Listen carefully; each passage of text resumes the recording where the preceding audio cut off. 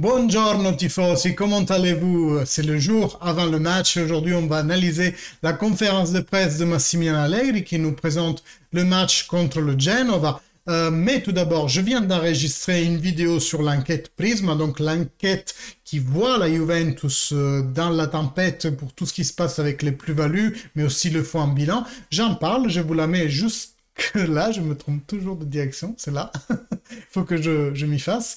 Je vous la mets là et puis vous la consultez, vous me dites ce que vous en pensez dans les commentaires. Je me permets d'en faire la pub ici parce que peut-être que beaucoup d'entre vous vont plutôt regarder l'analyse du match que la vidéo polémique. Donc si vous voulez savoir comment la Juventus est traitée constamment depuis 15 ans des médias italiens, eh bien c'est la bonne vidéo et je vous donne mon avis sur ce qui se passe en ce moment, mais aussi sur pourquoi depuis 15 ans on est dans l'œil du cyclone des polémiques. Pas que depuis 15 ans, mais surtout.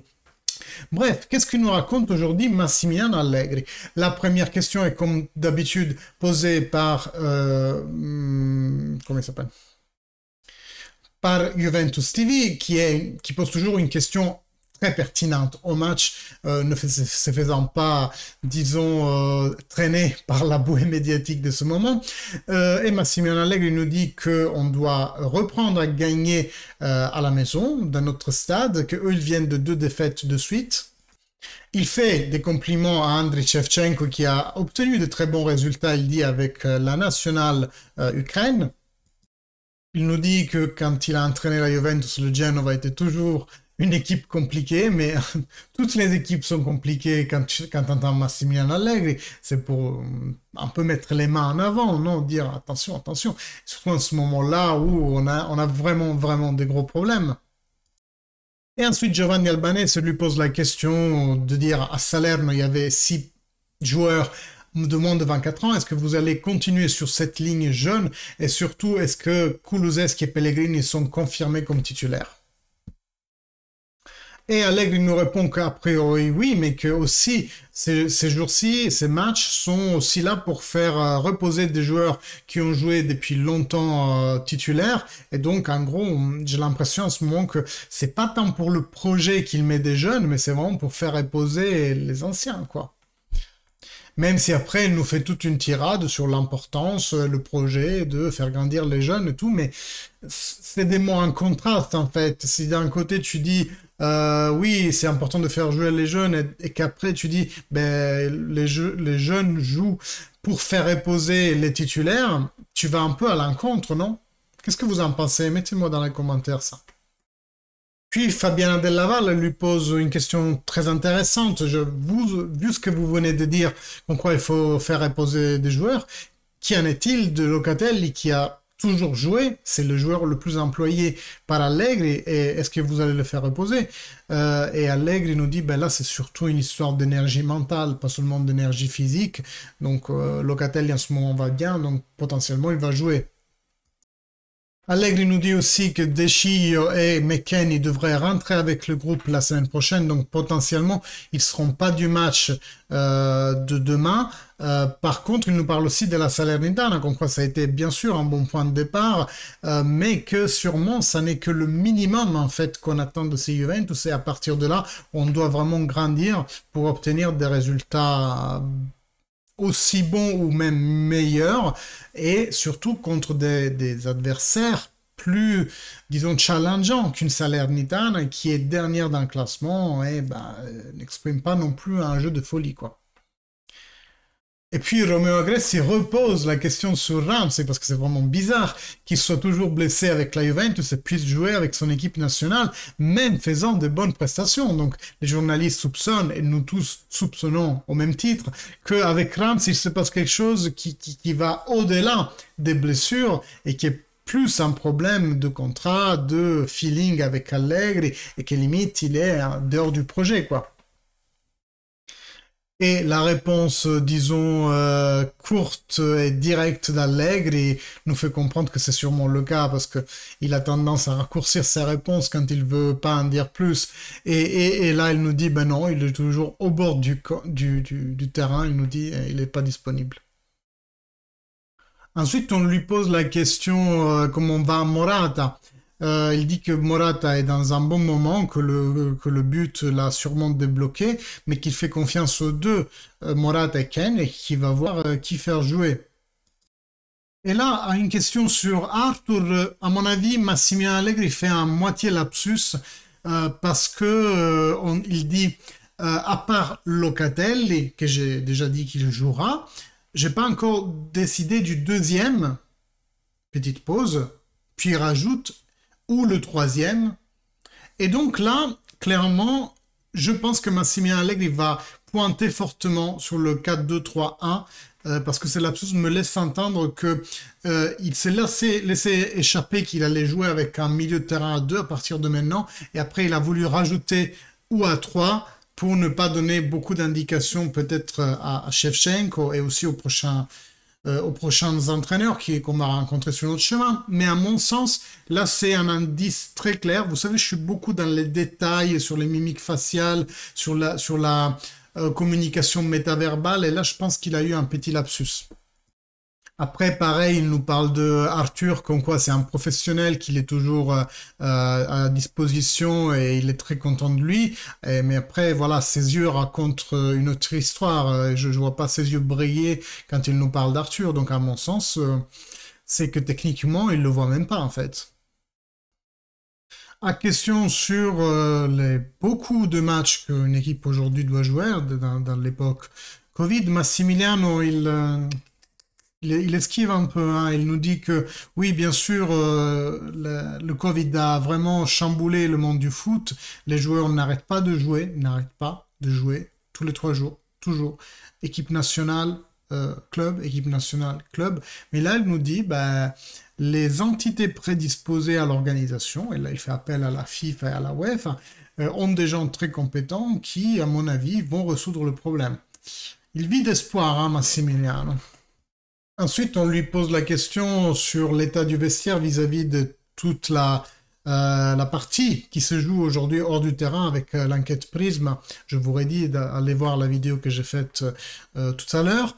Et là, il dit que le vestiaire est serein et ils veulent, les joueurs, démontrer sur le terrain en faisant un bon filon de victoire que voilà, ils sont sereins et qu'ils ne pensent qu'au terrain en ce moment. Et puis la société s'occupe de tout le reste. En somme, il m'a semblé à Massimiliano Allegri très esquiveur comme d'habitude, surtout en ce moment délicat pour la Juventus hors du terrain. Je pense qu'il a tout intérêt à garder cette ligne et esquiver les questions un peu dangereuses. Parce que c'est pas son métier de s'occuper de ces choses-là. Lui, son métier, c'est de s'occuper de l'équipe et de fournir des résultats. Et comme en ce moment les résultats sont défaillants, soit-il pour sa faute ou pour la faute de l'équipe ou pour les deux rassemblés ensemble, je pense qu'il a du pain sur la planche de ce côté-là et il ne doit se concentrer que sur cet aspect-là.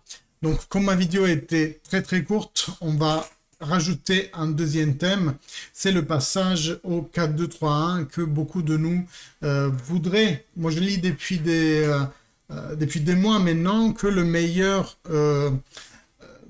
système pour cette Juventus reste ce 4-2-3-1 et j'en reste convaincu parce qu'on a ce qu'il faut en centre défensif, on a ce qu'il faut en externe, même si sur la gauche la qualité en ce moment elle est un peu en baisse, surtout avec la blessure de Danilo. Mais pensez si Danilo était là et qu'on avait un Danilo, Bonucci, De Ligt, Quadrado par exemple, ou dans le futur un Pellegrini, Bonucci, De Ligt, Danilo de l'autre côté, parce qu'il peut jouer dans les deux, ou même De Sciglio qui peut jouer dans les deux. Donc, à mon sens, aujourd'hui, notre arrière-garde, elle est couverte. Passons à l'attaque pour nous concentrer après sur le milieu de terrain. Il est sûr qu'en avant, on a aussi ce qu'il faut.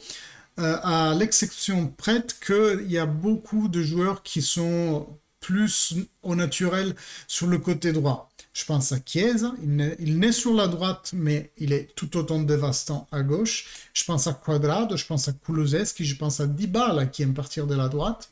Et donc, le côté droit qui est très, très, très fourni, en nombre et en qualité. Quadrado, je ne sais pas si je l'ai cité sur la droite avancée. Et que donc on est obligé à mettre sur la gauche des joueurs adaptés. Et je pense notamment à Chiesa ou à mettre Bernardeschi, quelqu'un qui, dans les dernières années, il n'a pas toujours été au rendez-vous, mais que, à mon sens, depuis la dernière année, il fait assez bien.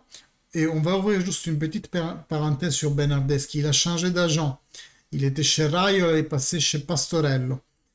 Ça peut être un indice de marché, parce que peut-être que Raiola, il poussait pour faire partir Bernardeschi, parce que Raiola, c'est quelqu'un qui bouge beaucoup ses joueurs pour gagner en commission, alors que Pastorello le fait un peu moins. Par contre, il y a eu une fuite cette semaine, comme quoi Bernardeschi aurait refusé un renouvellement de contrat incluant une baisse de 30% de son salaire. Donc, par exemple, aujourd'hui, je crois qu'il gagne 5. Imaginons, on lui ait proposé 3 ou 8. Apparemment, il aurait refusé. C'est ça qui fuite aujourd'hui des sources fiables de la Continassa. Moi, ça me fait bizarre. Peut-être que c'est juste un jeu de pouvoir pour essayer de gagner un peu plus. Mais aujourd'hui, je me positionne dans un esprit assez positif envers Bernardeschi, comme dit, pour tout ce qu'il a démontré après l'Euro, et cette année avec nous, il a toujours été ordonné dans ses prestations. Il n'en a pas trop fait non plus, mais il a fait toujours le taf. Donc pour moi aujourd'hui, je le vois un peu comme un Deschillo bis. Deschillo aussi, on n'a rien à lui dire. Il a toujours fait des bonnes prestations, et c'est des bons grégaires, Deschillo et Bernardeschi. Tous les deux, leur contrat se termine cette année. Donc potentiellement, même à partir de janvier, ils peuvent déjà entamer des discussions avec d'autres clubs. Néanmoins, moi, si Bernardeschi et Deschillo veulent rester en se réduisant le salaire, je suis tout à fait d'accord pour qu'ils restent. Parce que, comme dit, c'est des bons grégaires. Et surtout, c'est des joueurs ductiles, donc flexibles, si on veut, du point de vue de leur emploi. Deschillo, il peut faire les deux côtés. Bernardeschi aussi, mais aussi faire le milieu de terrain interne. Et donc, ça reste des joueurs appréciables, surtout dans des saisons où tu as beaucoup de blessures et qui vont être de plus en plus parce que, bien entendu, comme on le disait tout à l'heure, il y a beaucoup de matchs. Bref, fermez la petite parenthèse sur Bernardeschi. Donc, à gauche, on aurait Chiesa titulaire et Bernardeschi qui pourrait être le remplaçant. Aux extrémités, on pourrait dire Rabiot aussi, pourquoi pas, il pourrait jouer là-bas.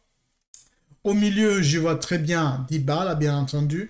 Son remplaçant, ça peut être Kulusevski, mais lui, avec le ballon sur les pieds moyen, quoi, on le préfère sur la course, en profondeur. Caio. Caio peut-être pour être un bon remplaçant pour Dybala. Et sur la gauche, il y a juste l'embarras du choix. On pourrait dire Quadrado titulaire, même si moi je pencherais plutôt pour Kulusevski. Après, comme dit, il y a Quadrado, il y a Chiesa qui peut jouer de ce côté s'il n'est pas sur la gauche. Voilà, on a vraiment l'embarras du choix à droite. Récapitulons. Défense pour moi, Pellegrini, Deschillo, l'un des deux. Bonucci, De Ligt, Quadrado, parce que je vois Quadrado jouer derrière et faire beaucoup de projections en avant. Vous savez, le 4-2-3-1, c'est un module qui prévoit beaucoup de montées des ailiers défensifs pour se superposer aux ailiers attaquants. Et devant, je vois bien Chiesa sur la gauche, Dybala au centre et par exemple Kulusevski sur la droite. La pointe, en ce moment, on a Morata et Kean, ou Kean. Moi, je voudrais vraiment qu'on commence à investir sur Kean parce que c'est le joueur qui va rester en fait. Parlons clairement, Morata ne sera pas acheté par la Juventus, il va être expédié à l'Atlético Madrid, j'en suis sûr. Par contre, Kean, on a l'obligation de rachat. Et à partir du moment où tu sais qu'il va rester dans ton effectif, à mon sens, tu as tout intérêt à investir sur lui et à le faire jouer. Passons maintenant au point de douleur de cette Juventus, le milieu de terrain. Locatelli est bien entendu quelqu'un qui va être au centre de ce milieu de terrain. Et moi, en sa compagnie, je vois bien McKennie, parce que les deux pourraient trouver un bon compromis avec la tactique qu'on a vue souvent dans le dernier match contre la Salernitana. Qu'est-ce qu'on a vu dans le dernier match contre la Salernitana? Que un des deux, Locatelli ou Bentancur, se positionnait devant la défense, laissant à l'autre la possibilité de s'insérer pour créer une ligne de passage verticale entre les deux. Si on part de ces présupposés-là, on peut tout à fait imaginer la même chose avec Locatelli et McKennie, parce que McKennie s'est toujours défini comme étant un joueur box-to-box. Quand il est arrivé à la Juventus, dans sa conférence de présentation, c'est comme ça qu'il s'est présenté. Donc les deux sont bons en interdiction. Locatelli est un peu meilleur, et bon, pas un peu, il est meilleur que McKennie en construction. Par contre, l'alternance des deux pourrait, disons, nous donner l'avantage de ne pas donner de points de repère à l'équipe adverse. Et le fait de créer une ligne de passage verticale entre les deux, ça peut être très, très, très productif, parce qu'en ce moment, on galère à faire arriver le ballon de derrière à devant. Et après, les quatre d'avant, ils ont qu'à s'amuser, ils ont qu'à vraiment faire de tout pour marquer, sachant que quand même, les ailiers, dans ce système, auraient aussi disons, la prérogative de revenir aider en phase défensive, parce qu'on ne peut pas défendre avec 6 personnes. Les 4 et les 2, on ne peut pas. Il faut à tout prix que l'un ou les deux ailiers attaquants fassent beaucoup aussi de phase défensive. Mes amis, je vous remercie comme toujours pour votre écoute. Moi, je vous dis à demain soir pour le post-match de ce Juventus Genoa, en espérant qu'on se revoit avec un gros sourire pour avoir obtenu 3 points. Je vous invite toujours à liker, commenter mes vidéos, partager les liens des vidéos avec vos amis francophones qui supportent la Juventus, parce que c'est vous qui allez vraiment m'aider à construire la communauté francophone que j'ai en tête. Et j'ai en tête plein de projets, un tournoi de Fantacalcio, un jeu italien dont je vous parlerai bientôt. J'ai en tête des lives post-match, au lieu de faire juste des vidéos, faire vraiment du live et avoir plus d'interaction avec vous aussi, vraiment live. Hein. Il n'y a pas d'autre chose à dire. Et puis, merci beaucoup pour votre écoute. Je vous dis à bientôt et fino alla fine, Forza Juventus!